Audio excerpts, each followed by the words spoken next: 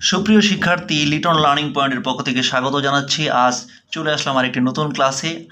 আজকের বিষয়ের topic paragraph. আজকে আমরা টি-স্টল প্যারাগ্রাফটা নিয়ে আলোচনা করব। তোমরা জানো যে ফার্স্ট পেপার এবং সেকেন্ড পেপার উভয় পত্রেই তোমাদের প্যারাগ্রাফ এসে থাকে। তো আমরা যদি প্যারাগ্রাফ ভালোভাবে বুঝে আনসার করতে পারি তাহলে আমাদের প্যারাগ্রাফসে ফুল মার্কস পাওয়া সম্ভব। তো চলো আমরা স্টার্ট করি আমরা আজকের প্যারাগ্রাফ টি-স্টল। তো প্রথমে আমরা যে কোয়েশন যে আমাদের আসে প্যারাগ্রাফের আলোকে যে কোয়েশনটা আসে সেই কোয়েশনটা আমরা সলভ করব, আর দেন আমরা তারপরে মূল প্যারাগ্রাফে যাব। তো দেখো, আনসার দ্য ফলোয়িং। আনসার অর্থ আমরা জানি যে উত্তর দাও। আনসার দ্য ফলোয়িং অর্থ নিচের, আমরা ইতিমধ্যে ওটা জেনেছি।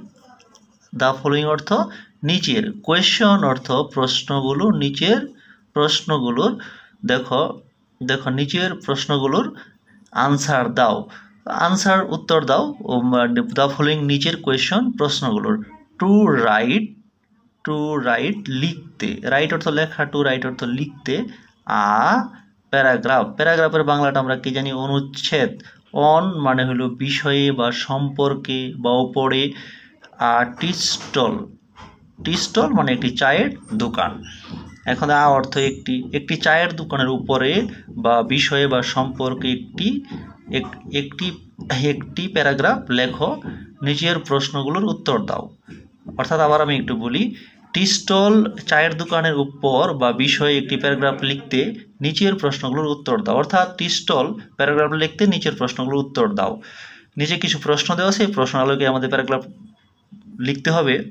এখন দেখো, ইউ তুমি, শুড মানে উচিত, তোমার উচিত, রাইট লেখা, তোমার লেখা উচিত, এটি, ইন মানে মধ্যে বা ভিতরে, অ্যাবাউট প্রায় 250 ওয়ার্ডস 250 শব্দের, প্রায় মানে আমরা জানি কি অ্যাবাউট অর্থ প্রায় 250 শব্দের মধ্যে, ইন অর্থ মধ্যে তোমার এই প্যারাগ্রাফটি লেখা উচিত।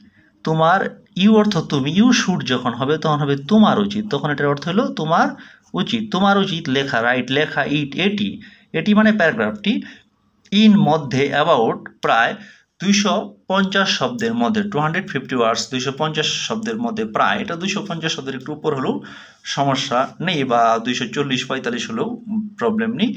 তারপর দেখো, তারপর কি হয়েছে তোমার কোয়েশন নাম্বার, এই নম্বর কোয়েশনে বলা হয়েছে হোয়াট ইজ টি-স্টল। হোয়াট কি, ইজ হয়, টি-স্টল চায়ের দোকান হয় কি, ফার্স্ট কোয়েশন। তারপরে সেকেন্ড কোয়েশনে দেখো কি বলা হয়েছে। সেকেন্ড কোয়েশনে আমাদের কি বলা হয়েছে দেখতে হবে আমাদের। সেকেন্ড কোয়েশনে আমাদের বলা হয়েছে যে হোয়াট কাইন্ড, দেখো হোয়াট কাইন্ড অর্থ আমরা কি জানি?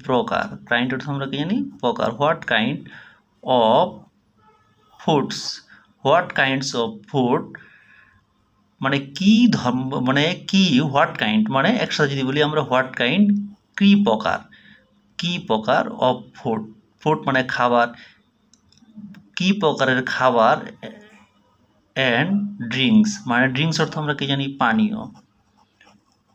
খাবার এবং কি ধরনের, আমরা যদি বলি হোয়াট কাইন্ডস অফ ফুড একসাথে যদি আমরা বলি কি ধরনের খাবার, and what kind of drinks কি ধরনের পানীয়, ড্রিঙ্কস মানে পানীয়, কি ধরনের পানীয়, আর সোল্ড বিক্রি করা হয়, ইন অর্থ ভিতরে, একটি টি-স্টলের ভিতরে কি ধরনের খাবার এবং পানীয় বিক্রি করা হয়। আমি আবার বলছি, হোয়াট কাইন্ড অফ ফুড কি ধরনের খাবার, and what kind of drinks কি ধরনের পানীয়, আর সোল্ড অর্থ বিক্রি করা হয়, ইন আ টি-স্টল একটি চায়ের দোকানে। অর্থাৎ এখানে দেখো হোয়াট কাইন্ড অফ ফুড, আবার হোয়াট কাইন্ড অফ ড্রিঙ্কস আমরা বলছি কেন জানো? যেখানে এন্ড আছে, যেহেতু হোয়াট কাইন্ড অফ ফুডের সাথেও আছে, হোয়াট কাইন্ড অফ ড্রিঙ্কের সাথেও আছে। তারপর দেখো সি নম্বর কোয়েশনে কি বলা হয়েছে। সি নম্বর কোয়েশনে কি বলছে? হোয়ার অর্থ কোথায়, তোমরা জানো হোয়ার ইজ কোথায় হয়, এটি মানে চায়ের দোকান। লোকেটেড অর্থ কি? অবস্থিত, আমরা জানি সিচুয়েটেডের সিনোনিম অবস্থিত। হোয়ার অর্থ আমরা কি জানি? কোথায় হয়, ইজ অর্থ হয়, এটি লোকেটেড কোথায়, এটি কোথায় এটি অবস্থিত, কোথায় এটি অবস্থিত, মানে চায়ের দোকানটা কোথায় অবস্থিত। কোয়েশ্চেন নম্বর ডিটা দেখো, ডি নম্বরে কি বলা হয়েছে, হোয়েন, কখন। হোয়েন অর্থ কি, কখন, কখন। তারপরে হোয়েন ডো, এখানে ডো এর দেখো, হোয়েন এখানে ডো এর কোনো অর্থ নাই, ডোটা এখানে অক্সিলারি ভার্ব হিসেবে ব্যবহৃত হয়েছে।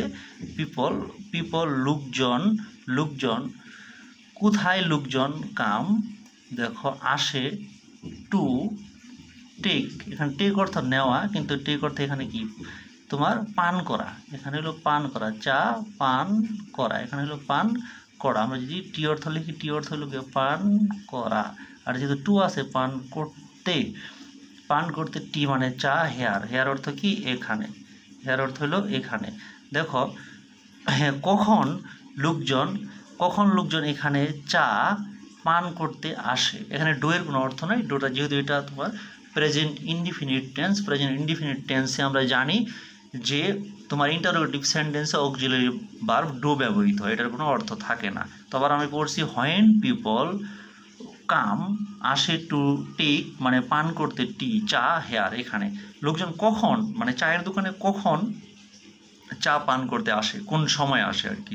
তারপরে দেখো ই নম্বর যে কোয়েশনটা, ই নম্বর কোয়েশনে তোমার কি বলা হয়েছে, হোয়াই, কেন, হোয়াই অর্থ কেন, ইজ এটি দেখো, ইট ইজ অর্থ হয়, সরি ইজ অর্থ হয়, ইট মানে এটি, এটি মানে কি টি স্টল।